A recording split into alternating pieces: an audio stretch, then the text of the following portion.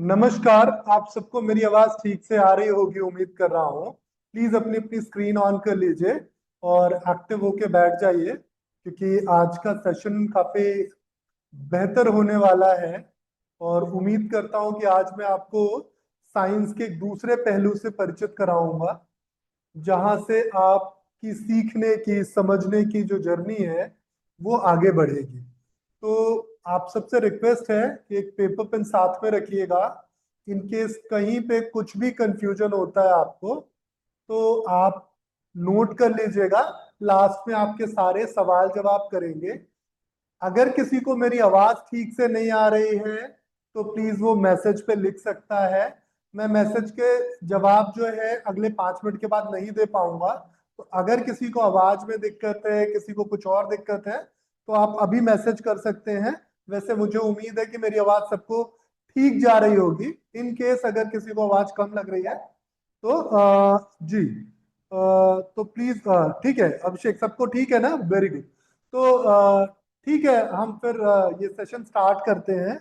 9 बज चुके हैं और पासकोड अगर किसी को इनकरेक्ट आ रहा है तो प्लीज आप लिंक से ज्वाइन कर ले, इसीलिए हमने लिंक भी दिया है। तो लिंक पे क्लिक करोगे तो आप डायरेक्ट ज्वाइन कर लोगे। वो कई बार कुछ टाइपिंग वाइपिंग की वजह से आपको लग सकता है ऐसा कि गड़बड़ आ रहा है, पर गड़बड़ है नहीं। ये डिस्क्रिप्शन, ग्रुप के डिस्क्रिप्शन में भी आपको डिटेल्ड है, तो वहां से भी देख सकते हैं। चलिए, हम स्टार्ट करते हैं। अब मैं आपके मैसेजेस नहीं देख पाऊंगा तो प्लीज मैसेजेस मत कीजिएगा।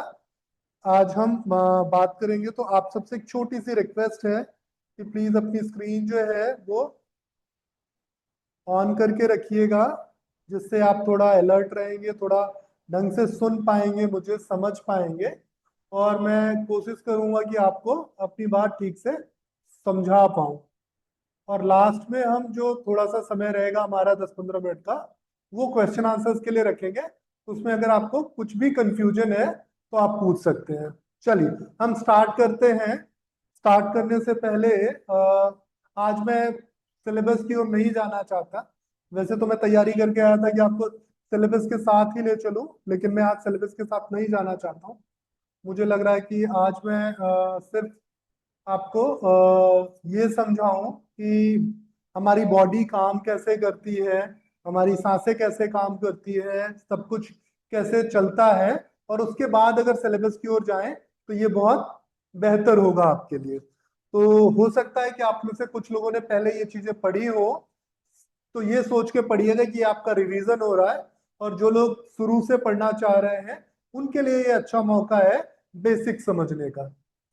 तो बेसिक्स की अगर मैं बात करूं तो हमारा जो ये पूरा तन बना हुआ है, परमात्मा ने जो ये पूरा शरीर हमारा बनाया, एक बहुत छोटी सी कोशिका और एक बड़ी सी कोशिका। हमारी बॉडी में दो तरह की सेल्स हैं। एक सेल जो है वो सबसे छोटा सेल है, जिसको हम स्पर्म के नाम से जानते हैं। और दूसरा सेल जो है वो सबसे बड़ा सेल है, जिसको हम एग के नाम से जानते हैं। तो एग और स्पर्म, जब ये दोनों सेल आपस में मिलते हैं, इस पूरे प्रोसेस को एक इंसान बनने के प्रोसेस के रूप में हम जानते हैं। तो ये जो है अ, ये जो इंसान बनने का प्रोसेस है, ये प्रोसेस जो है, ये हमारा इंसान बनने का जो पूरा प्रोसेस है, ये कैसे चलता है, कैसे काम करता है, कैसे इसको समझ सकते हैं, ये सारी चीजें हम समझेंगे आज के सेशन में। ठीक है? तो कैसे हमारा शरीर बना हुआ है, ये तो बेसिक्स आपने समझ लिया कि एक सेल है, एक स्पर्म का सेल है और एक एग का सेल है, दोनों मिले, फर्टिलाइज हुए, फिर ये सेल डिवीजन हुआ। सेल डिवीजन के बाद धीरे धीरे ये बढ़ते बढ़ते एक पूरा शरीर बन गया। तो ये पूरी बॉडी बनने में हमें सिर्फ 9 महीने लगे। 9 महीने 10 दिन बाद हम इतने मिच्योर हो गए कि हम बाहर आके खुद से सबसे पहले क्या करते हैं? सांस लेते हैं। आपने देखा होगा ना, जब बच्चा पैदा होता है तो उसको रुलाया जाता है। जब तक बच्चा रोता नहीं है तब तक वो बच्चा धरती पे आने लायक तैयार नहीं होता। तो ये जो बच्चा रो रहा है, क्यों रो रहा है या इसके रोने का मतलब क्या है। तो जब तक बच्चा माँ के गर्भ में रहता है तब तक उसकी जो सांस की जरूरत है, जो उसको हवा मिल रही है, ऑक्सीजन, कार्बन डाइऑक्साइड, नाइट्रोजन, जिस भी फॉर्म में आप उसको देखें, तो ये सारी हवा कहाँ से मिल रही थी? माँ से मिल रही थी। माँ ने सारी एयर ली, फिर उससे ऑक्सीजन एक्सट्रैक्ट करके और फिर बच्चे के सेल में दी, बच्चे ने उसको कार्बन डाइऑक्साइड बनाया और बाहर निकाला। तो ये सब कुछ वो जो अम्बाइलिकल कॉर्ड थी ना, जो गर्भनाल थी, उसके जरिए चल रहा था। लेकिन जब बच्चा बाहर आया तो बच्चे ने सबसे पहला काम क्या किया? उसने धरती पे आके सांस ली। जब उसने धरती पे आके सांस ली तो उस समय उसके सांस ने उसको समझाया जीवन का एहसास। तो उसके जीवन में जो सबसे पहला एहसास जुड़ा, वो जुड़ा सांस का। सांस से उसको पता चला जीवन के महत्व का। तो उसका जो जीवन है वो उसके सांस लेने और छोड़ने से शुरू हो गया। तो पहली बार बच्चा रोते हुए सांस लिया। अब ये सांस लेना क्यों है, इस सांस का महत्व क्या है, आप सब बहुत अच्छे से जानते होंगे कि ये सांस जो है, एयर अंदर गई, लंग्स ने उस एयर से ऑक्सीजन को एक्सट्रैक्ट किया और उसको ले जाके ब्लड को दे दिया। ब्लड ने उस ऑक्सीजन को थायरॉक्सिन हार्मोन और ग्लूकोज के साथ मिलाया और ले जाके एक सेल को दिया। तो मानिए मेरे एक न्यूरो नर्व सेल को दिया, या मेरे मानो एक पैर के सेल को, हाथ के सेल के, लंग्स या किडनी, लिवर, किसी भी एक ऑर्गन के सेल को दिया। तो सेल ने उससे क्या किया? एनर्जी बनाई। और इस एनर्जी बनने के प्रोसेस को हम मेटाबॉलिज्म बोलते हैं। तो मेरी नाक से जितनी ज्यादा हवा अंदर जाएगी और जितनी ज्यादा हवा बाहर आएगी, इसका कोई मतलब नहीं। जो हम बैठ के गहरी से गहरी सांस लेने में अपना समय लगाते हैं, इसका कोई मतलब नहीं है। तो मतलब किसका है? अगर किसी को आवाज कम आ रही तो प्लीज आप अपना चेक कर लीजिए। मैंने आज पूरी कोशिश की है कि मेरी आवाज ठीक हो, तो उम्मीद है कि बाकी सब लोगों को मेरी आवाज ठीक होगी। अगर किसी को स्पेशली कम आ रही तो प्लीज आप एक बार अपना चेक कर लीजिए। तो और बीच में प्लीज मत डिस्टर्ब कीजिए, क्योंकि मैं रिदम खो दूंगा तो फिर दिक्कत होगी। तो मैं ये बता रहा था कि जो हम सांस ऐसे लेते हैं ना, गहरी सांस अंदर लिए, फिर गहरी सांस हमने बाहर छोड़ी, इसका बहुत मायने नहीं है। ये ठीक उसी तरीके से है जैसे हमने एक बाल्टी में खूब सारा पानी भरा और फिर उस पानी को बाहर निकाल दिया, फिर एक बाल्टी में खूब सारा पानी भरा और उस पानी को बाहर निकाल दिया। तो जब एक बाल्टी में आप पानी भरोगे और उस पानी को बाहर निकालते रहोगे तो उसका कोई बहुत विशेष महत्व है नहीं। ठीक यही काम हमारी नाक भी कर रही है। क्या कर रही है?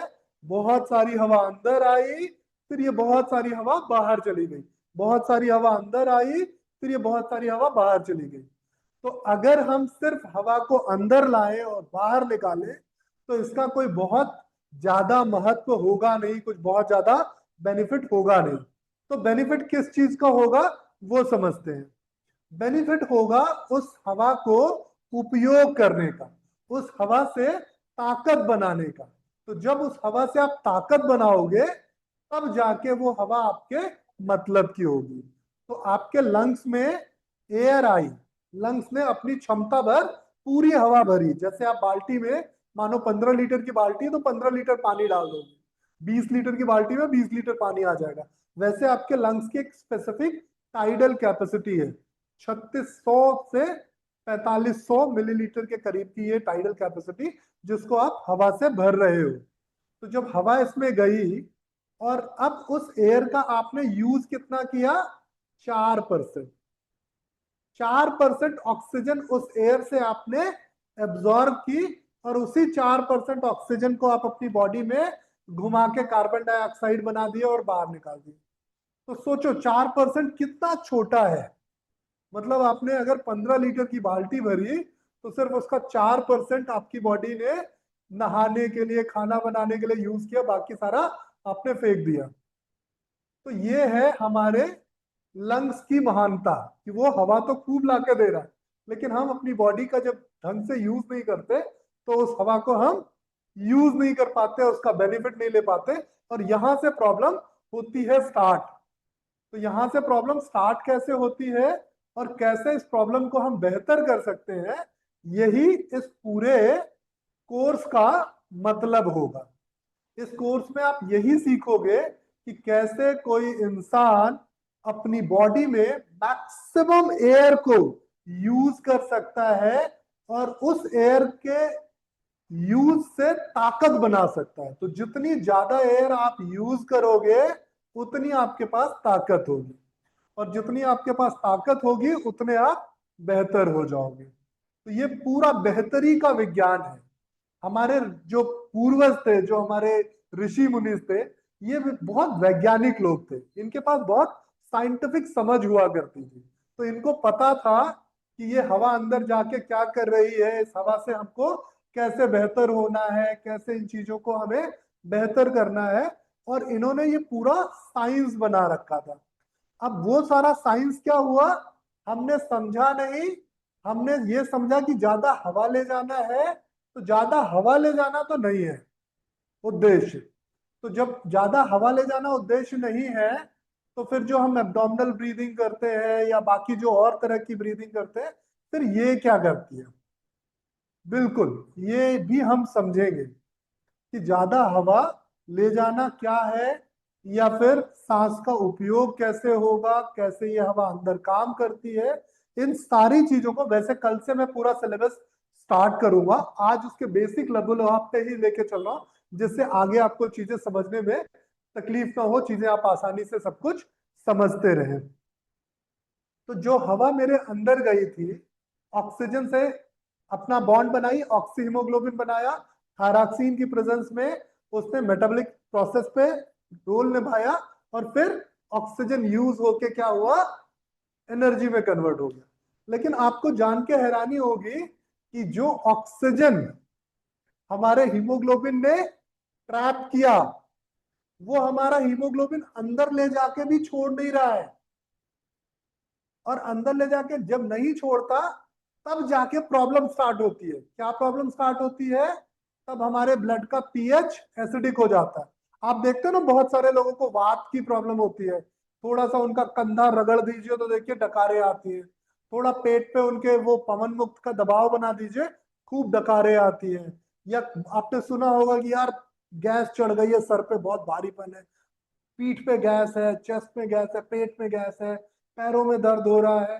तो ये जो वात है, जो गैस है, ये गैस असल में क्या है, सेल्स में अटकी हुई है।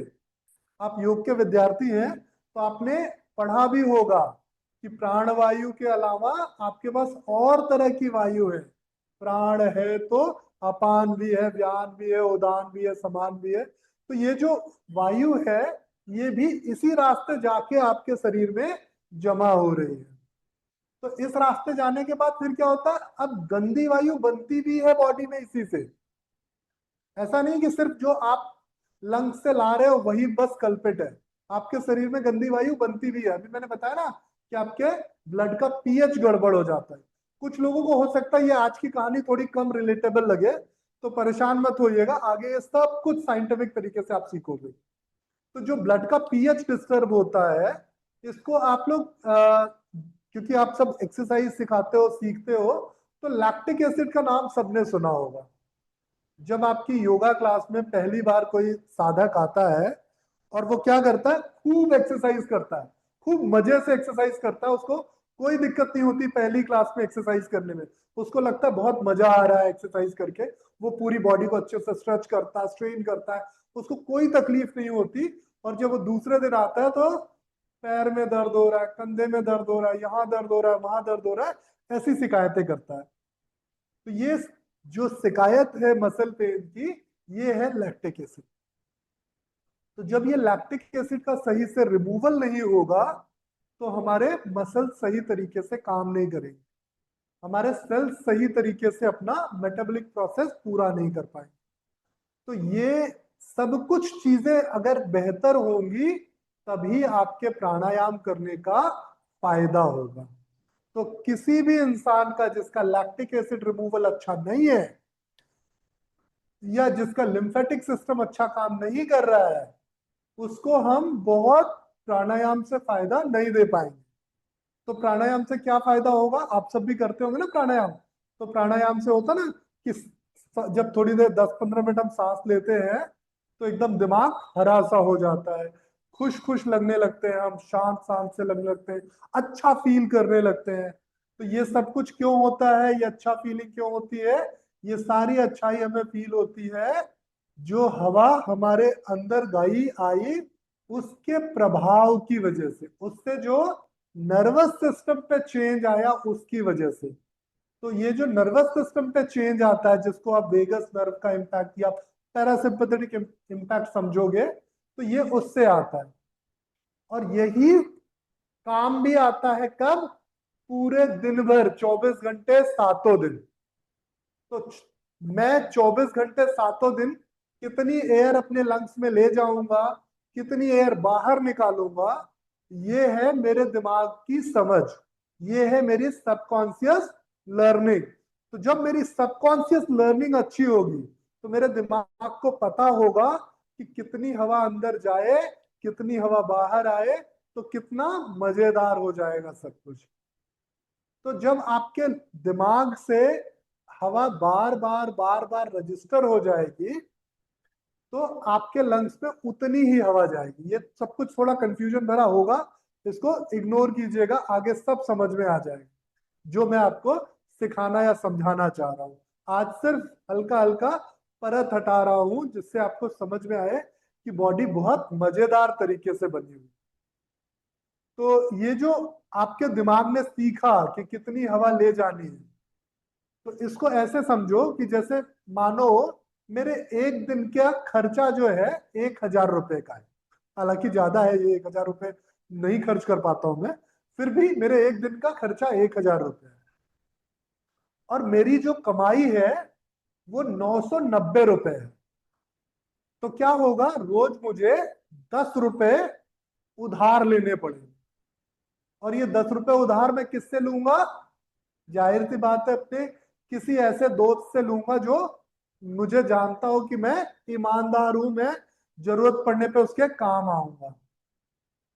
तो क्योंकि मेरी सैलरी कभी भी 10 रुपए बढ़ नहीं रही है, तो मुझे क्या होगा, हर रोज 10 रुपए का उधार चढ़ता रहेगा, चढ़ता रहेगा, चढ़ता रहेगा। 1 साल मेरा दोस्त मेरी मदद करेगा, 2 साल करेगा, 3 साल करेगा, 10 साल करेगा, लेकिन उसके बाद क्या होगा, मेरे दोस्त को लगेगा यार इसका रोज का नाटक है, छोड़ो इसको, इससे नहीं होने वाला, इसको अभी इसको सेटल करते। तो अब वो मेरा दोस्त मुझे टॉर्चर करने लगेगा, मुझे अलग अलग तरीके से परेशान करेगा। तो ये पूरा मैकेनिज्म जो है आप सीखोगे।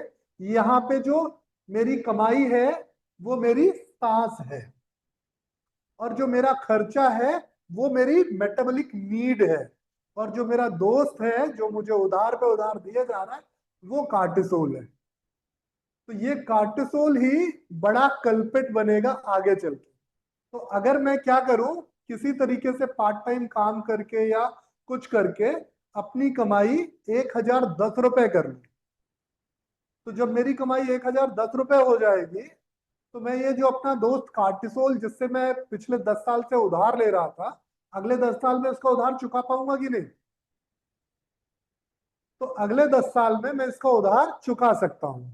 यही है प्राणायाम। तो प्राणायाम जो है, जो हमने इतने सालों से उधार लिया है, अब प्राणायाम करके हम क्या करेंगे, धीरे धीरे उस उधार को चुकाएंगे। तो प्राणायाम जो है वो हमारे शरीर की कमाई के बढ़ाने का तरीका है। लेकिन अब जाहिर सी बात है कि ये कमाई एकदम से तो बढ़ेगी नहीं कि बस मैं आज बैठा ऐसे ऐसे किया और कमाई बढ़ गई। या फिर मैं क्योंकि इतनी समझ ही नहीं रखता हूं कि मैं 990 रुपए से ज्यादा कमा पाऊं। तो क्या 10 रुपए की कमाई या 20 रुपए की जो मेरी कमाई का इंक्रीमेंट है वो इतना आसान हो जाएगा। तो उसके लिए मुझे क्या करना होगा, अपने ज्ञान को बढ़ाना होगा, अपनी स्किल को इम्प्रूव करना होगा, अपने नॉलेज को इम्प्रूव करना होगा। तो जब मेरी स्किल मेरा नॉलेज इम्प्रूव होगा तो जाके मेरी बॉडी जो है ज्यादा कमाएगी, मेरा ब्रेन जो है वो ज्यादा कमाएगा। तो जब मेरी बॉडी, मेरा ब्रेन थोड़ा ज्यादा कमाएगा, तब जाके ये सारी चीजें बेहतर होंगी। तो मेरी बॉडी ज्यादा कमाए, इस चीज के लिए मुझे क्या करना होगा? मेहनत करनी होगी, कुछ नया स्किल सीखना होगा, कुछ पढ़ना होगा, समझना होगा, कुछ ना कुछ करूंगा तब जाके ये होगा। तो ये जो स्किल है, जो मेहनत है, ये है प्राणायाम। तो जब मैं प्राणायाम करूंगा तो मेरी कमाई बढ़ जाएगी। लेकिन अब जैसे कि मैं थोड़ा बेवकूफ तरह का इंसान हूं, मुझे चीजें जल्दी समझ नहीं आती, सीख नहीं पाता, तो क्या होगा? मेरी कमाई बढ़ने के चांसेस उतने कम होते जाएंगे जितनी मेरी लर्निंग एबिलिटी कम होती जाएगी। या मैं कम मेहनती हूँ, आलसी हूँ, तो मेरी लर्निंग एबिलिटी उतनी कम होती जाएगी और मेरी कमाई बढ़ने के चांसेस कम हो जाएंगे। तो ठीक उसी तरीके से प्राणायाम करने का फायदा तब होगा जब मेरी बुद्धि, मेरा बल इस लायक हो कि मैं प्राणायाम के प्रभाव को या अपने आप को इतना बदल पाऊं कि मेरी कमाई बढ़ जाए। तो उम्मीद कर रहा हूं आप समझ रहे होंगे मेरी बात, मैं कहना क्या चाह रहा हूं। यहाँ पे मेरी कमाई जो है वो मेरी एनर्जी है। ठीक, मेरी एनर्जी कम थी, इस वजह से मुझे कार्टिसोल से उधार लेना पड़ा। अब ये कार्टिसोल से अगर उधार ना लेना हो तो मुझे कमाई बढ़ानी होगी। कमाई बढ़ाने के लिए कौन चाहिए मुझे? ऑक्सीजन चाहिए। अब ये ऑक्सीजन क्या है? मैं ऐसे अगर नाक से सांस भर के ले लूं तो नहीं काम आएगी, क्योंकि वो जाएगी ही कम। तो जब मैं अगर सिर्फ इसको अंदर ले जाऊं, या फिर मैं क्या करूं, मैं कुछ ऐसा स्किल सीखने के लिए एनरोलमेंट कर लूं जिस स्किल को सीख के मेरी 20 रुपए की कमाई हो जाए, पर उस स्किल को सीखने में मेरा दिमाग ही नहीं लग रहा। मानो मैं बढ़ई का काम सीखने चला जाऊं और बढ़ई के काम में मेरा बिल्कुल इंटरेस्ट नहीं है, तो क्या मेरी कमाई कभी बढ़ेगी? कभी नहीं बढ़ेगी। मैं बढ़ई अगर का काम सीखने भी गया तो मैं अच्छा बढ़ई नहीं बन पाऊंगा। या मैं मानो पेंटिंग का काम करने लगूं, लोगों के घर जाके पेंट करूं, तो अगर मेरा इंटरेस्ट नहीं है तो मैं वो काम अच्छे से नहीं कर पाऊंगा। ठीक उसी तरीके से मैं अगर प्राणायाम कर रहा हूं और मेरी बॉडी प्राणायाम लायक नहीं है, मैं प्राणायाम मन से नहीं कर रहा हूं, मन, यहां मन से न करने का मतलब आपके इंटेंशन बिल्कुल नहीं है। क्योंकि जो लोग प्राणायाम करते हैं ना, वो बहुत भाव से करते हैं, बड़े इंटेंशन से करते हैं। कहते हैं हम तो 20-20, 25-25 मिनट प्राणायाम करते हैं। तो यहाँ भाव से ज्यादा जरूरी है उसका सही तरीका।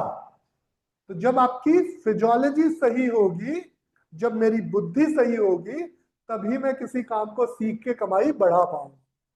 तो प्राणायाम करने का जो बेसिक रूल है, जो हमारे ऋषि मुनियों ने बहुत रिसर्च के बाद हमें बताया था, चाहे आप घेरण्य संहिता में समझे, चाहे फोकस, मैं समझा नहीं क्या क्या प्रॉब्लम आ रही गायत्री। कोई बात नहीं, मैं इसको वो फोकस नहीं है आप जो कह रहे हैं। यहाँ पे ये है फिजियोलॉजी का फोकस है। तो जब मेरा बुद्धि अच्छी होगी तब जाके मैं नई चीज सीख पाऊंगा। ठीक उसी तरीके से जब मेरे शरीर की सेहत अच्छी होगी, मेरी फिजियोलॉजी अच्छी होगी, तो ही मैं प्राणायाम का कुछ फायदा पा पाऊंगा। तो ये मेरे पूर्वज बहुत अच्छे से जानते थे। मैं थोड़ा पूर्वजों की बात समझने में कंफ्यूज हो गया, इसलिए मैंने सांस भरना छोड़ना या पेट अंदर पचकाना चालू कर दिया, या सांस को जबरदस्ती रोकना चालू कर दिया। तो अगर कोई इंसान सिर्फ जबरदस्ती सांस को अंदर भर रहा है, छोड़ रहा है, भर रहा है, छोड़ रहा है, तो प्राणायाम नहीं है। अगर कोई जबरदस्ती सांस को रोकने की कोशिश कर रहा है और वो घड़ी में दिखा दे रहा है कि 1 मिनट तक रोक लिया, 1 मिनट तक रोक लिया, ये प्राणायाम नहीं है। प्राणायाम क्या है? कि जो मैं आपसे बात कर रहा हूं, जितनी हवा मेरे सबकॉन्शियस ब्रेन के थ्रू जा रही है, इसकी ट्रेनिंग है। तो अगर मैं प्राणायाम करके उठूं तो फिर उसी रेशियो की सांस दिन भर चलती रहे। क्योंकि 10-15 मिनट में क्या ही होगा, 20 मिनट में क्या ही होगा, 20 मिनट 15 मिनट करके कुछ नहीं हो सकता।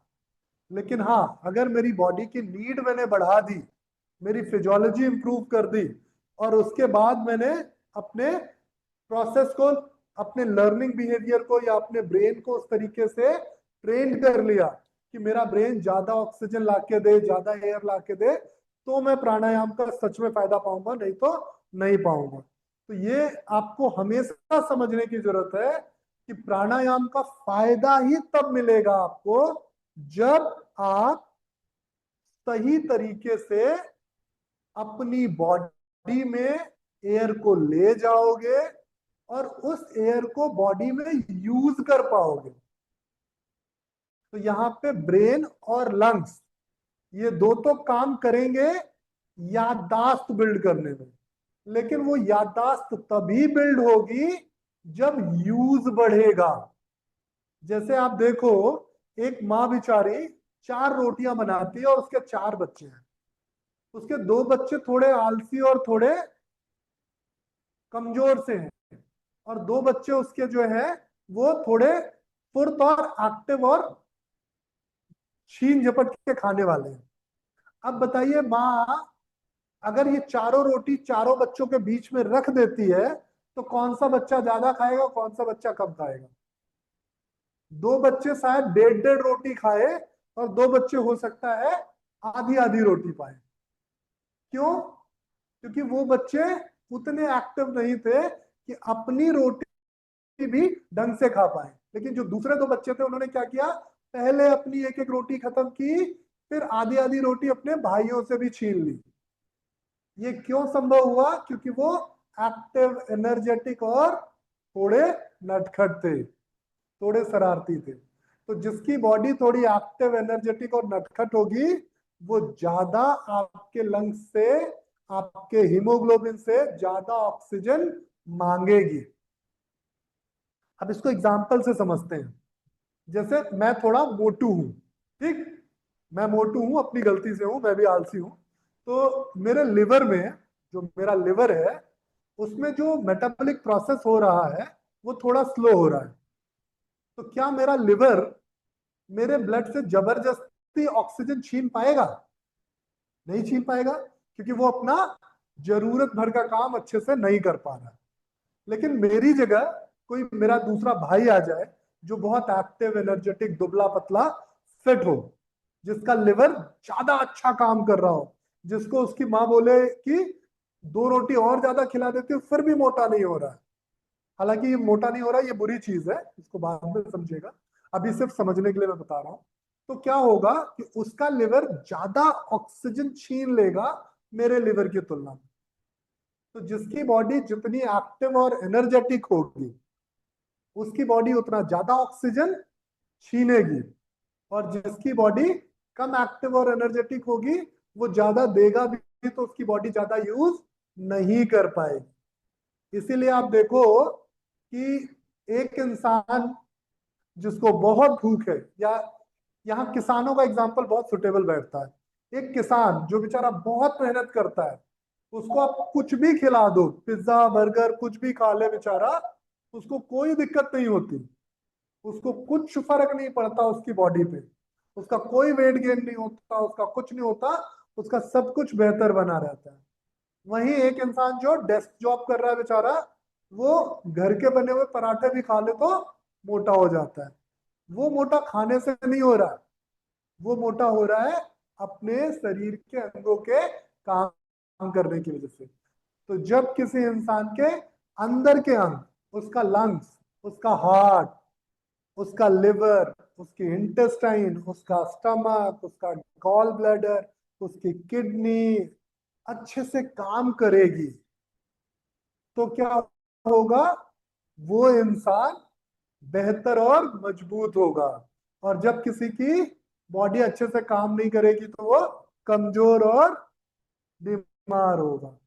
तो यहाँ जो सबसे जरूरी चीज सीखनी है वो सीखना है ऑक्सीजन का कंजप्शन, ना कि ऑक्सीजन का इंटेक।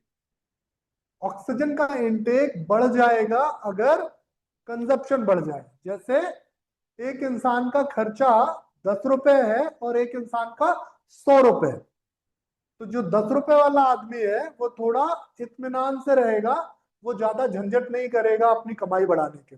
लेकिन जिसका खर्चा 100 रुपए है वो कोई ना कोई तिकड़म बिड़ाता रहेगा जिससे उसको कमाई ज्यादा हो। तो कई बार आपका अर्न करने से ज्यादा खर्च करना जरूरी होता है। और बॉडी के केस में अर्न करने से ज्यादा खर्च करना जरूरी है। तो जब आपकी बॉडी ज्यादा खर्च करेगी तो आपकी बॉडी ज्यादा अर्न करने को तैयार हो जाएगी। इसके कुछ एग्जांपल्स बताता हूं आपको। आप सब इंडियन आर्मी के बारे में जानते होंगे। इंडियन आर्मी जब भी अपने रिक्रूटमेंट्स करती है, जब भी अपने लिए जवान ढूंढती है, तो उसके कुछ बेसिक पैमाने होते हैं कि जो जवान उनकी सेना में भर्ती होगा उसके लिए क्राइटेरिया होता है कि उसको अपना चेस्ट जो है 5 सेंटीमीटर तक फुलाना होता है। अब 5 सेंटीमीटर तक फुलाने का मतलब क्या हुआ कि वो अपनी टाइडल कैपेसिटी को बहुत ज्यादा बढ़ा ले। जैसे होता है ना सीना फुलाना, तो सीना फुलाना मतलब जितनी ज्यादा हवा उसमें डाल दोगे आप उतना ये फूल जाएगा। तो ये बेसिक क्राइटेरिया होता है किसी भी इंसान को जवान बनने के लिए, पुलिस में जाने के लिए, इंडियन आर्मी में जाने के लिए, या बॉर्डर सेफ्टी सर्विसेज जो है, ऐसी सभी जगह जाने के लिए आपको सीना 5 सेंटीमीटर फुलाना आना चाहिए।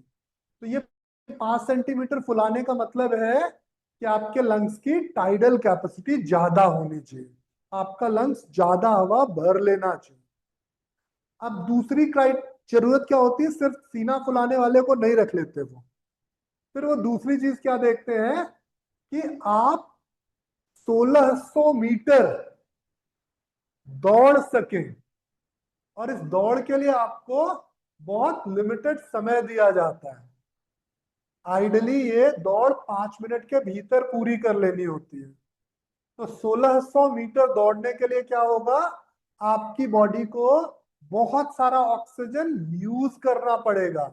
और जब आपकी बॉडी बहुत सारा ऑक्सीजन यूज करेगी तो क्या बनाएगी, कार्बन डाइऑक्साइड। जैसे मैं एक सांस लिया और फिर उसको छोड़ूंगा तो कार्बन डाइऑक्साइड के रूप में बाहर जाएगी, बाकी की जो बची हुई गैसेस। तो जब वो 1600 मीटर दौड़ता है तो उसकी बॉडी में क्या होता है, उसके ब्लड का पीएच बदलता है। तो उसमें जिस इंसान की सांस थकेगी, जो इंसान परेशान हो जाएगा, उसको वो हटा देते हैं। और जो सक्सेसफुली इस रेस को, 1600 मीटर की रेस को पूरा कर लेता है, उसको वो सेलेक्ट कर लेते हैं। फिर उसके बाद कुछ कुछ और चीजें होती हैं, लाइक उनको पुशअप्स करने हो, पुलअप्स करने होते हैं, उनको लॉन्ग जंप करनी होती है। पर वो सारी चीजें मसल हेल्थ को एक्सप्लेन करने के लिए होती है। लेकिन ये दोनों चीजें जो होती है ना, सीना फुलाना और दौड़ लगाना, ये है वास्तव में आपके प्राणायाम का बेसिक साइंस। तो जो भी इंसान अपने सीने को 5 सेंटीमीटर तक नहीं फुला पा रहा है, उसको आज से ही प्रैक्टिस करना चालू कर देना चाहिए कि वो अपने सीने को 5 सेंटीमीटर तक ज्यादा फुला पाए।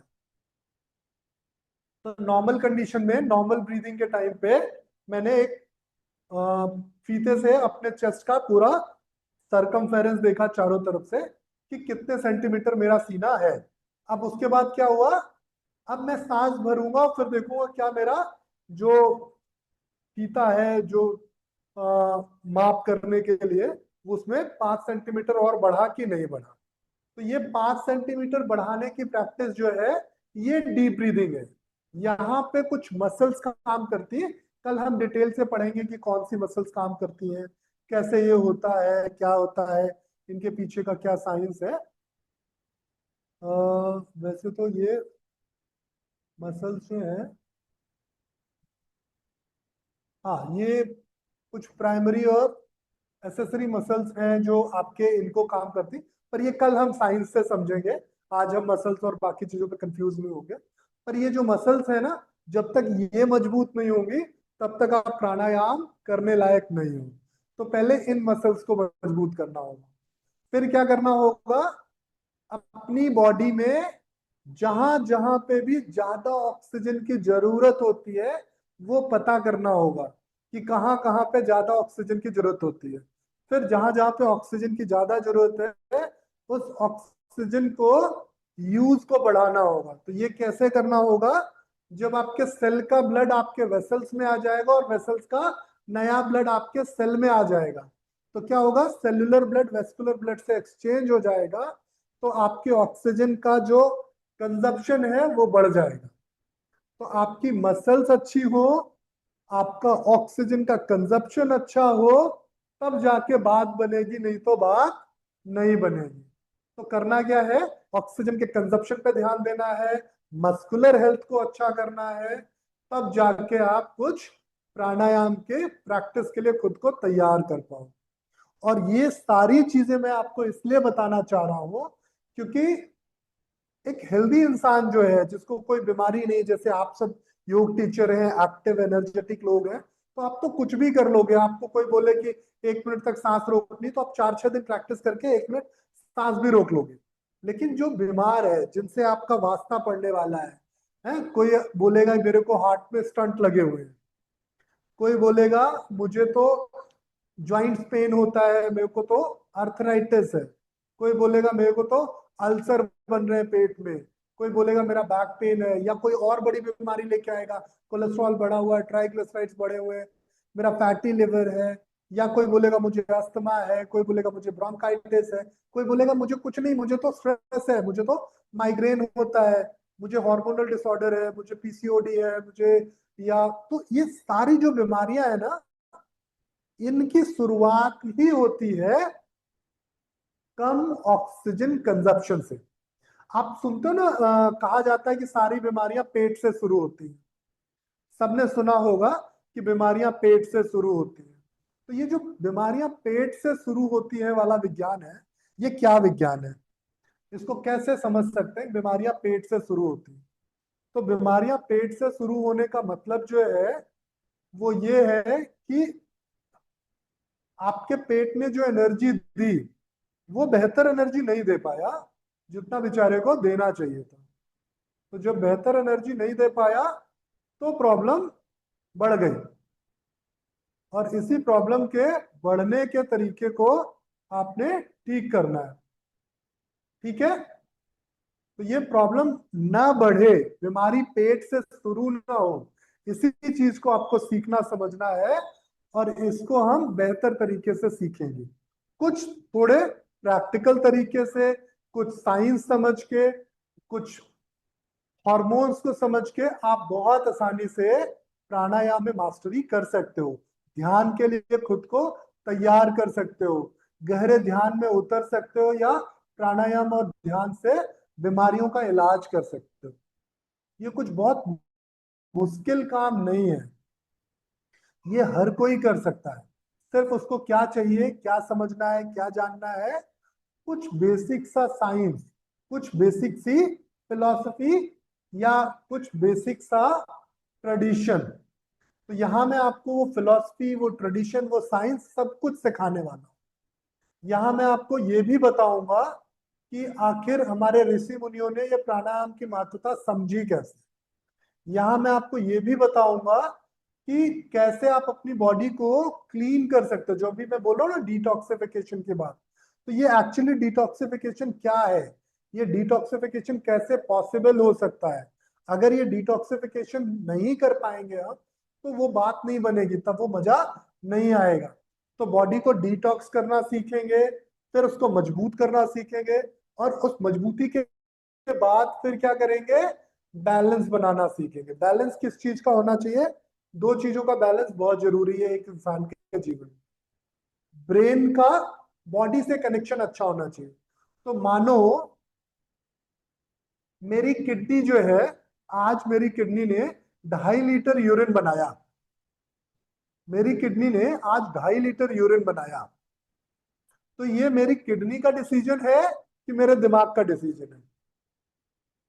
ये मेरे किडनी का डिसीजन नहीं है, मेरे दिमाग का डिसीजन है कि आज मेरी किडनी 2.5 लीटर यूरिन बनाएगी।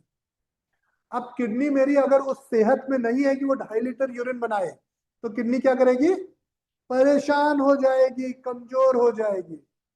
लेकिन दिमाग उससे जबरदस्ती 2.5 लीटर यूरिन बनवाएगा।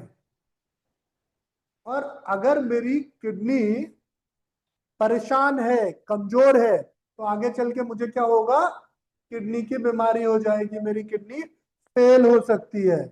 लेकिन अगर मुझे 2.5 लीटर यूरिन ना बनाना हो, तो मुझे क्या करना होगा, मेरी किडनी को जाके ब्रेन को धमकाना होगा कि देख बॉस, मेरे को तू जो खाना दे रहा है वो 1.5 लीटर का दे रहा है, तो मैं 1.5 लीटर यूरिन बनाऊंगी, बाकी का 1 लीटर का तू देख ले क्या करना है। तो ये तभी हो पाएगा जब मेरी किडनी के पास इतनी ताकत होगी कि वो ब्रेन को धमका सके।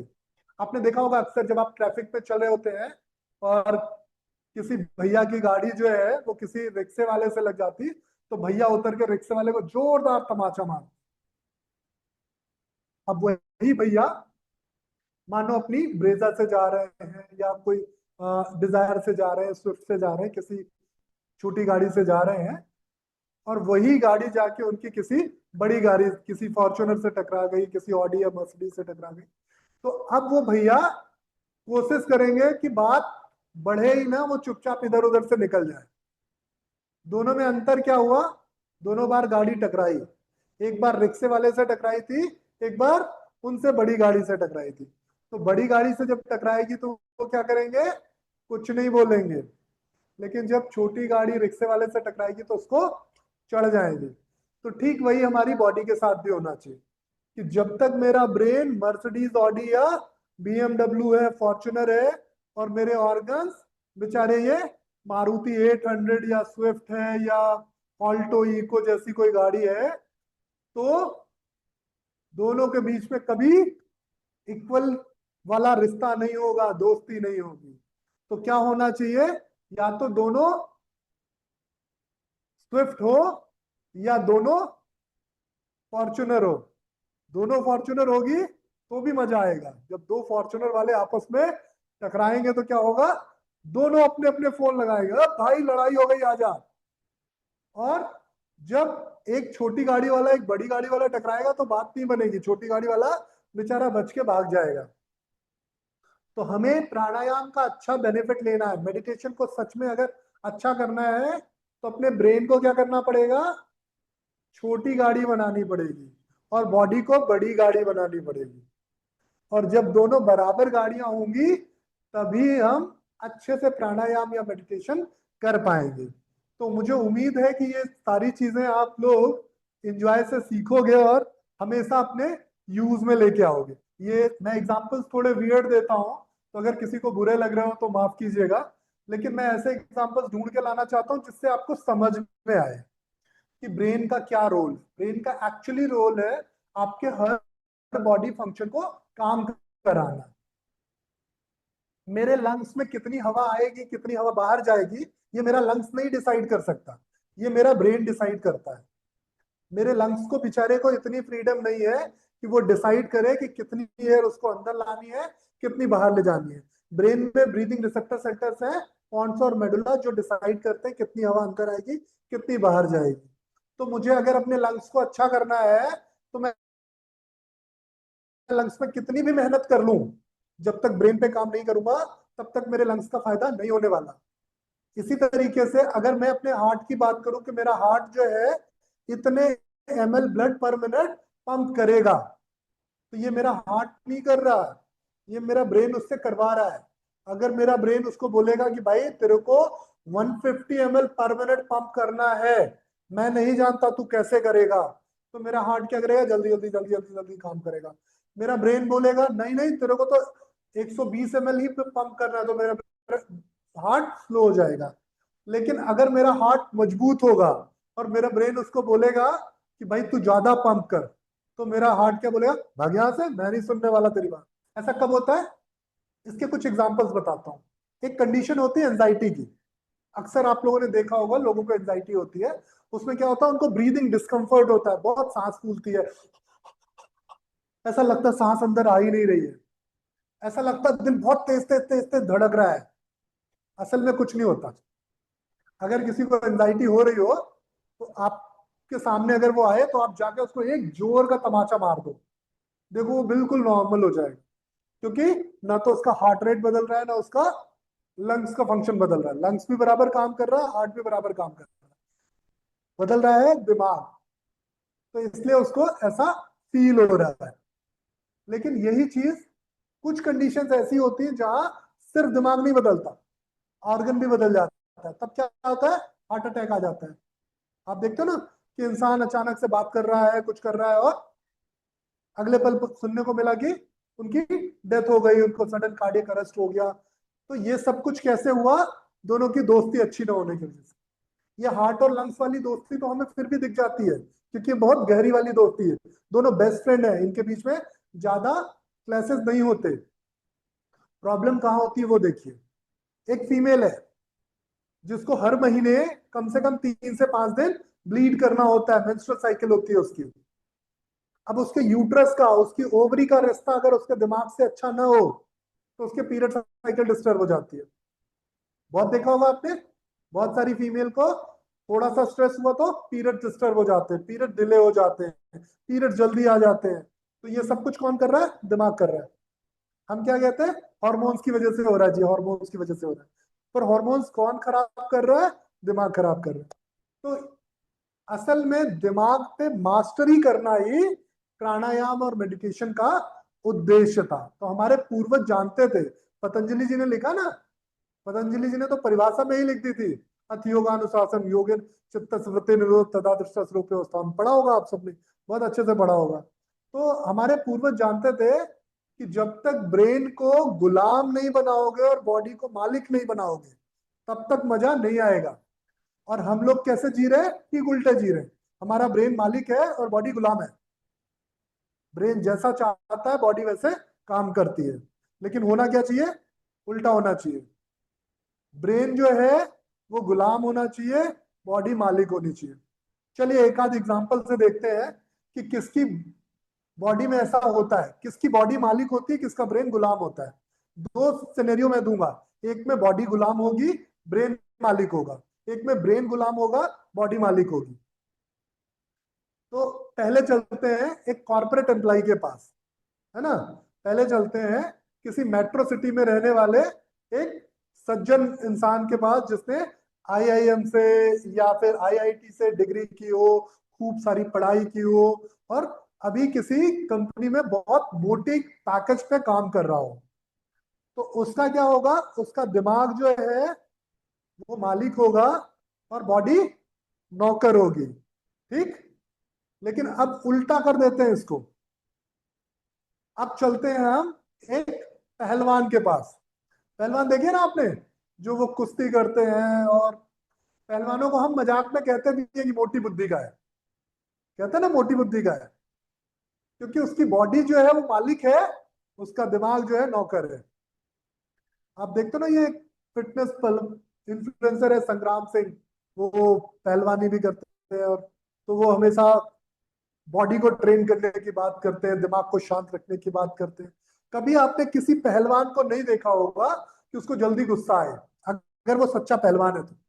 अगर उसने बॉडी पे अच्छी मेहनत की होगी तो उसको दिमाग को गुस्सा नहीं आएगा। लेकिन वही ठीक उल्टा, जिसने बॉडी पे बिल्कुल मेहनत नहीं की, जो घर से 10 बजे उठता है और 10:15 पे घर से निकल जाता है कि ऑफिस के लिए लेट हो रहा है, वो हर रेड लाइट पे गुस्सा होता है। हर हर जगह किसी को भी थोड़ा कुछ इधर उधर करते देखेगा तो गुस्सा होगा। खुद चाहे कितने ट्रैफिक रूल्स तोड़ता हुआ आगे बढ़ रहा हो, लेकिन दूसरों को गालियां बकता हुआ आगे बढ़ेगा। क्यों? क्योंकि उसकी बॉडी गुलाम और उसका ब्रेन मालिक है। अब इसी में एक और केस ढूंढ लेते हैं। चलो इसमें तो आपको लग गया कि भाई एक शारीरिक काम कर रहा है, एक शारीरिक काम नहीं कर रहा। अब हम ले चलते हैं एक फीमेल के पास। एक फीमेल है जो सौभाग्य से योगा टीचर है, बहुत मस्त योगा करती है। अभी उनको बोलो कि चक्रासन करने को, ऐसे तुरंत पीछे जाएंगी, चक्रासन कर लेंगी। अभी उनको बोलो कि एक पैर पकड़ो अंगूठा उठा दो ऐसे, तो तुरंत एक पैर पकड़ के अंगूठा उठा देंगी। मतलब आप उनके आसन देख के आपको लगे अरे वाह, इनकी बॉडी में तो लगता है बोन्स ही नहीं है। और फिर भी उनका दिमाग मालिक है और बॉडी नौकर है। अब सोचिए ऐसा क्यों है? एक फीमेल, यहां मैं मेल को भी ले सकता था, बट फीमेल में ये बहुत कॉमन है, क्योंकि उनका एक हार्मोन है जो इस चीज को करने के लिए उनको बाध्य कर देता है, उनको टॉर्चर करता है एक हार्मोन। इसलिए मैं फीमेल का एग्जांपल लिया, मेल का भी ले सकता था। तो एक फीमेल जो है उसका एक हार्मोन है जिसको बोलते हैं ईस्ट्रोजन। अब ये जिस फीमेल के पास जितना अच्छा ईस्ट्रोजन होगा वो फीमेल क्या होगी? उतनी बेहतर फीमेल होगी। अब जिस फीमेल के पास ये ईस्ट्रोजन कम होगा, वो फीमेल क्या है, मेहनत तो खूब करेगी लेकिन मेंटली स्टेबल नहीं होगी। आपने देखा ना वो मतलब गर्ल्स कॉलेज में कुछ लड़कियां ऐसी होती हैं जो थोड़ी अकड़ू टाइप की होती हैं, लड़कों से झगड़ जाती हैं बिना मतलब में। नहीं देखा किसी ने? मत देखिएगा, अच्छी लड़कियां नहीं होती हो। बट हाँ, ऐसे बहुत सारी फीमेल्स आपने देखी होंगी जो हो सकता है कि ऑफिस में काम करती हो सकता है घर में रहती हो, वो सारे रूटीन्स अच्छे फॉलो करती है, खूब अच्छा खाना खाती है, खूब टाइम से सोती है, खूब सब कुछ अच्छे से करती है। उसके बाद भी वो बहुत ज्यादा सोचती हैं, उनका दिमाग रुकने का नाम ही नहीं लेता, लगातार उनके पास थॉट्स पे थॉट्स, थॉट्स पे थॉट्स आते रहते हैं। तो यहाँ सब कुछ करने के बाद भी इनका दिमाग जो है वो मालिक है और बॉडी नौकर है। तो यही चीज हमें प्राणायाम और ध्यान से सुधारना है, ब्रेन को मालिक बनाना है और बॉडी को नौकर बनाना है। तो ये इससे सरल तरीका कुछ नहीं हो सकता समझने का कि ब्रेन को मालिक कैसे बनाएंगे और शरीर को नौकर। और अब हमें उल्टा कर देना है कि बॉडी को मालिक बना देना, ब्रेन को नौकर। सोचो, मतलब अपने ऑफिस के बॉस को पकड़ के लाओ और एग्जीक्यूटिव वाली चेयर से उतार के उसको कहीं ऐसे एक छोटी चेयर पे बैठा दो और खुद जाके बैठ जाओ उसकी चेयर पे। तो ये चेंज लाना होगा आपको आपकी बॉडी पे। तो ये मैंने लेडी वाला एग्जांपल इसलिए दिया कि ये सिर्फ एक्सरसाइज करके नहीं मिलेगा। तो अगर आप सोच रहे हैं कि आप अपनी फिटनेस एक्टिविटी बढ़ा दोगे, खूब मेहनत करोगे, खूब जिम जाओगे या खूब वेट उठाओगे और ये चेंज हो जाएगा, तो माफ कीजिए ये नहीं होगा। जो फीमेल ज्यादा सोचती है, आएंगे इस पे, आएंगे हम ईस्ट्रोजन पे बात करेंगे हम। देखिए ईस्ट्रोजन हार्मोन जो है वो तो है ही है, बाकी और भी फैक्टर्स है। ब्रेन एक ही चीज पे काम नहीं करता, बहुत सारी चीजों से काम करता है। तो ये बेहतर करने के लिए मैंने आपको पहलवान का एग्जाम्पल इसलिए दिया क्योंकि पहलवान मेहनत तो करता है लेकिन दूसरे तरह की मेहनत करता है। जब कोई जिम में जाता है या योगा क्लास में आता है, अगर वो पहलवान जैसी मेहनत करे तो निश्चित वो अपने ब्रेन को नौकर बना लेगा, ब्रेन उसका गुलाम हो जाएगा और बॉडी उसकी मालिक हो जाएगी। यही हमारे योग में भी सिखाया जाता है। आप सब सीखते हो ना योग में? योग में क्या कहते हैं जब आप किसी को कोई आसन सिखा रहे होते हैं, तो आप कहते हैं ना कि आसन में सरलता, सहजता, स्थिरता और सुख हो। तो आपके स्टूडेंट को बड़ा गुस्सा भी आता होगा। इवन जब मैं सीख रहा था, मुझे याद है मेरे टीचर की फेवरेट लाइन हुआ करती थी, hold the posture as long as you feel comfortable and enjoy the asana. तो अंदर से आवाज आती थी कि काहे का एंजॉयमेंट, यहाँ तो दर्द हो रहा है। तो जब आप इस स्थिति में पहुंच जाओगे कि आप आसन को इंजॉय करने लगोगे, तब तैयारी होती है आपके नर्वस सिस्टम की। तो यहां मैं जो आपको समझाना चाह रहा हूं वो ये समझाना चाह रहा हूं कि नर्वस सिस्टम पे मास्टरी और इंडोक्राइन सिस्टम पे मास्टरी आपको बॉडी की मास्टरी देगा, बॉडी को मालिक बना देगा। और नर्वस सिस्टम का इंबैलेंस, इंडोक्राइन सिस्टम का इंबैलेंस आपके ब्रेन को मालिक बना देगा। तो जिस जिसका नर्वस बैलेंस अच्छा नहीं है, जिस जिसका इंडोक्राइन बैलेंस अच्छा नहीं है, सबका दिमाग मालिक बन के उनको टॉर्चर कर रहा है। और जिस जिसका इंडोक्राइन बैलेंस अच्छा है, नर्वस बैलेंस अच्छा है, उनकी बॉडी उनके दिमाग से अपने मन मुताबिक काम कराती है। तो ऐसे इंसान को कभी भी ना तो डिप्रेशन होगा, ना कभी इनको नींद आने में दिक्कत होगी, ना कभी एनर्जी कम होगी, और ना ही इनको कोई ऐसी ऑटो इम्यून बीमारी होगी, ना इनको कोई ऐसा हार्ट अटैक, ना इनको कोई कोलेस्ट्रॉल की प्रॉब्लम होगी, ना इनको कोई नर्वस डिसऑर्डर होगा। कुछ ऐसी चीजें आएंगी नहीं उनके पास। तो इसलिए ये सीखना बहुत जरूरी है कि बॉडी को कैसे मास्टर बनाए और ब्रेन को उसका फॉलोवर। जबकि उल्टा है, ब्रेन हमारा मास्टर है, बॉडी उसकी फॉलोवर है। हम सब शुरू से पढ़ते आ रहे हैं ना कि नर्वस सिस्टम में सिंपैथेटिक और पैरासिम्पैथेटिक नर्व होती है। हमारा नर्वस सिस्टम हमारी नर्व्स को क्या करता है, गाइड करता है, डायरेक्शंस देता है, इंडिकेशंस देता है कि आप ऐसे ऐसे हाथ चलाओगे तो ब्रेन मूव आपको दे रहा है। लेकिन उस इंसान का क्या जिसको पैरालिसिस हो गया, जिसका हाथ उठ ही नहीं रहा? कभी देखा है पैरालिसिस वालों को? हाथ उठाओ नीचे गिर जाता है, हाथ उठाओ नीचे गिर जाता है। तो उसके क्या करोगे? उसके दिमाग को ट्रेन करोगे कि उसकी बॉडी को ट्रेन करोगे? पैरालिसिस में अगर उसकी बॉडी को ट्रेन करना चालू कर दो तो मजबूरी में उसके दिमाग को काम करना चालू कर देना पड़ेगा। कभी देखा है किसी ने पैरालिसिस के पेशेंट को? पैरालिसिस के पेशेंट को अगर जबरदस्ती खड़ा किया जाए, चलाया जाए, उसकी अच्छी से मालिश की जाए, एक्टिविटी दी जाए, उसके ऑर्गन्स का अगर ऑक्सीजन कंजप्शन बढ़ाया जाए, उसके सेल्स का ब्लड सर्कुलेशन अगर इंप्रूव किया जाए तो निश्चित फायदा होगा। ठीक है?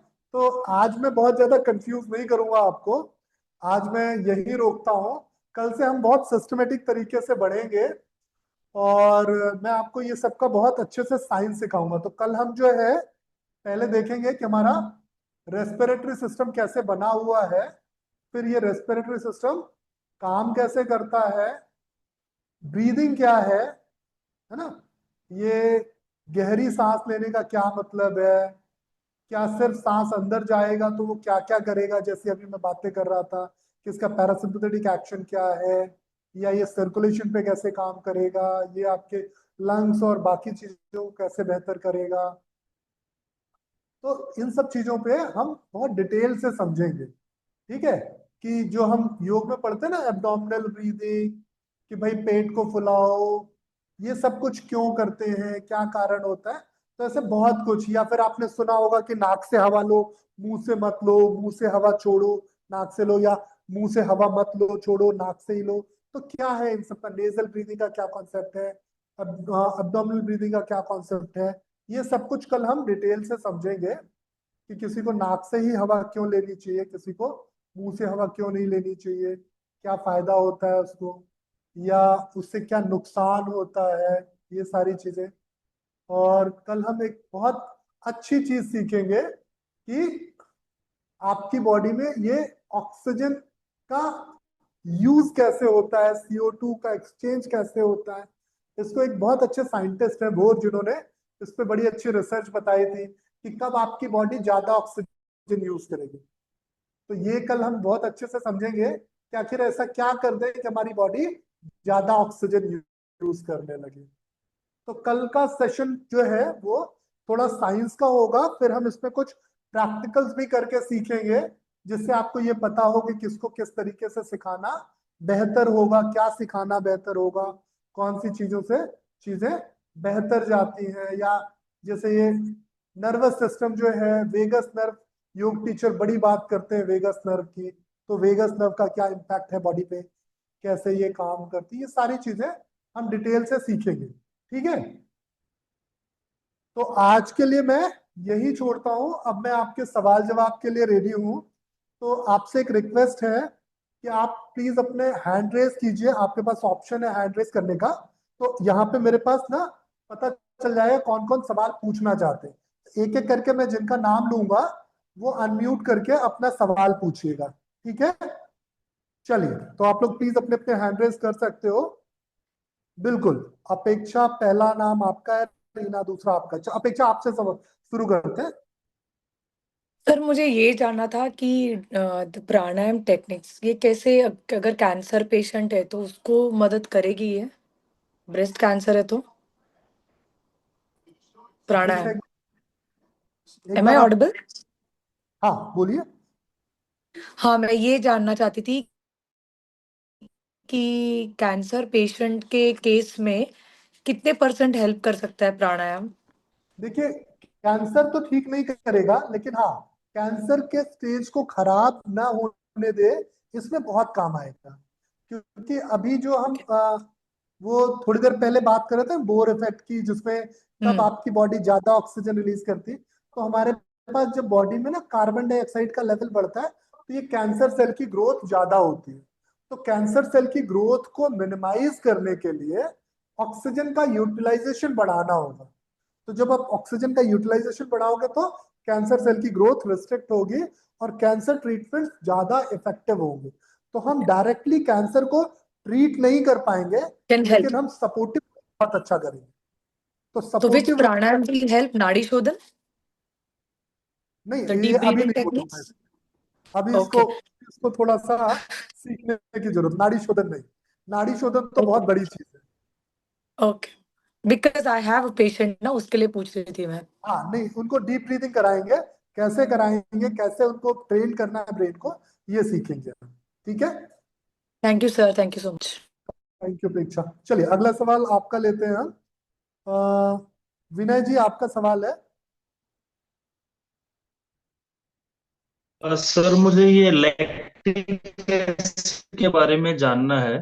उसको अच्छी तरीके से कैसे रिलीज कर सकते हैं, क्योंकि जनरली अभी जैसे हम काफी दिन के बाद एक्सरसाइज करते हैं तो नेचुरली 2-3 दिन के लिए वो मस्कुलर पेन होता है।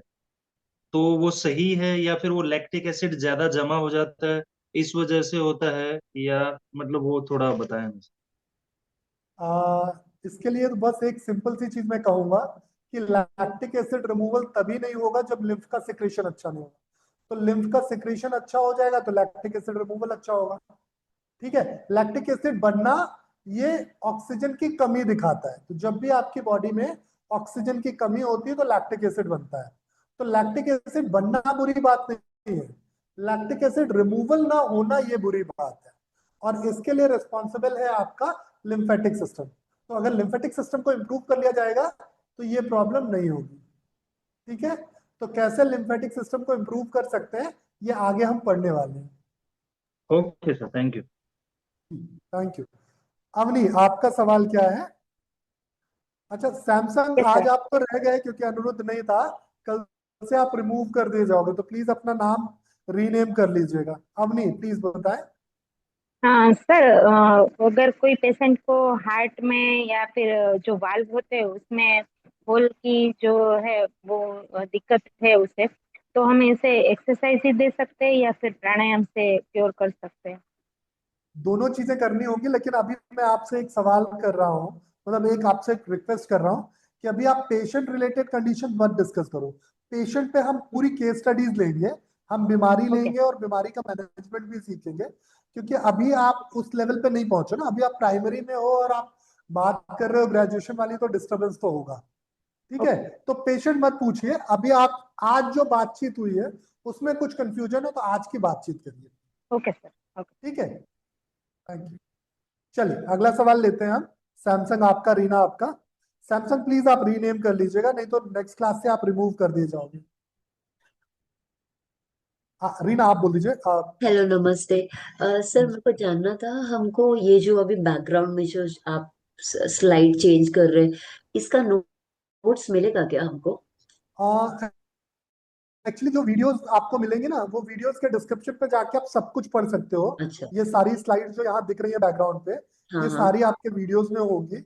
अगर आपको अच्छा ऐसा लगता है तो आप नोट कर सकती हैं इसको। इसमें कुछ बहुत खास बातें हैं नहीं, ये बहुत बेसिक बेसिक चीजें हैं। अच्छा। मैं इनको एक्सप्लेन करता चलूंगा। ये इसलिए है, जैसे कई बार कुछ होता है ना, कोई नई टर्मिनोलॉजी है, कोई टॉपिक है, हाँ। तो आप यहाँ पढ़ के उसको समझ सको, बस इसलिए है। ओके, ठीक है, थैंक यू। ठीक है, थैंक यू। आई कोर्स से रिलेटेड और कोई सवाल? सैमसंग आपका। सर मेरा नाम नीतू है, कल से चेंज हो जाएगा।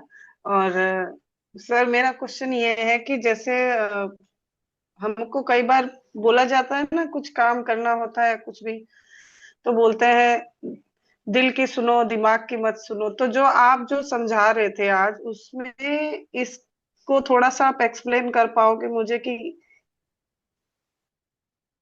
अच्छा, ये ठीक है, चीज मैं इसकी क्यों इस ऐसा कहा जाता है?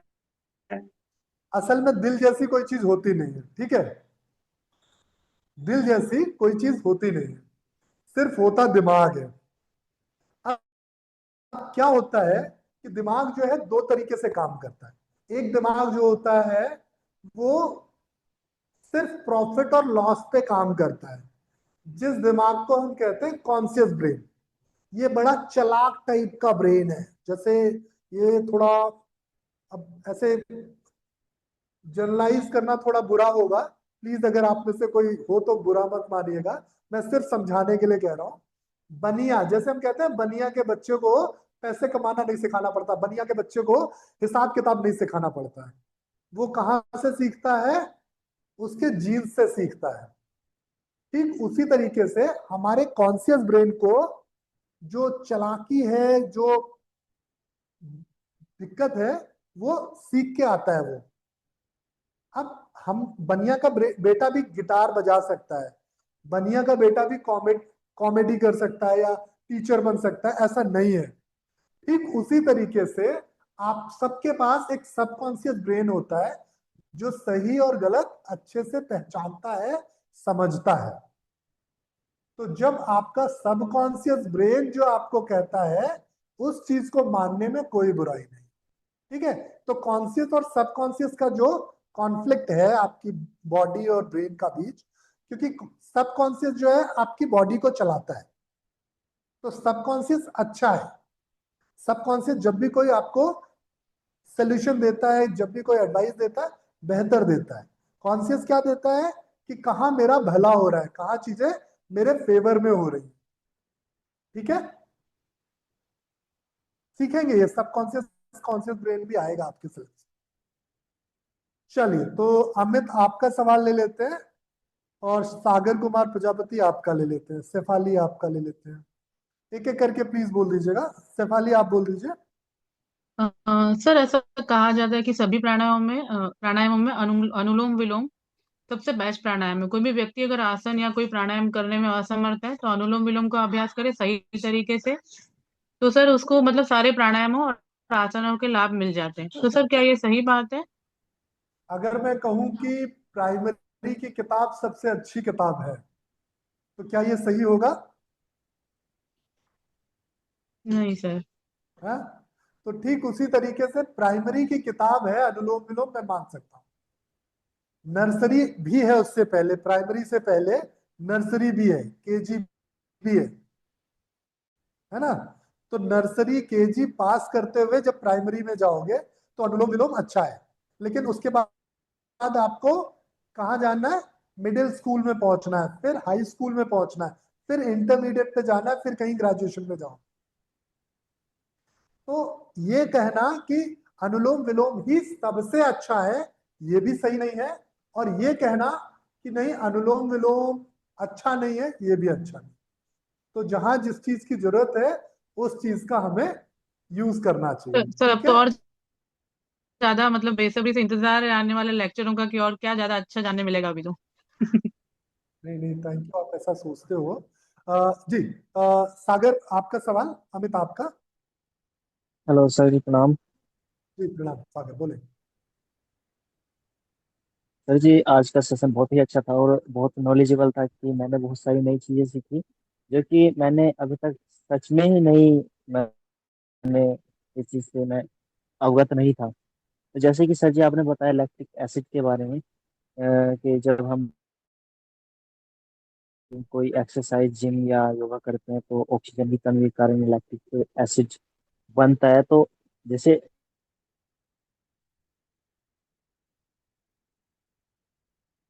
माफ कीजिए सागर, मैं कहते हैं कि योगा के बाद में प्राणायाम अवश्य ही करना के लिए होता है सर, ये ऐसा? माफ कीजिए सर मेरी सागर, मैं आवाज आ रही है? समझ, आपकी आवाज थोड़ी मुझे साफ नहीं सुनाई दे रही। अमित आप प्लीज बता दीजिए, सागर का सवाल भी बता दीजिए और अपनी बात भी कर दीजिए। प्रणाम सर। हाँ प्रणाम, बताएं अमित।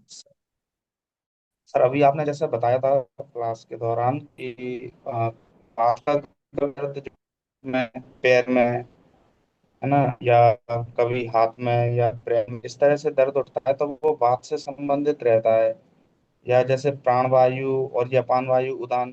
जैसे सर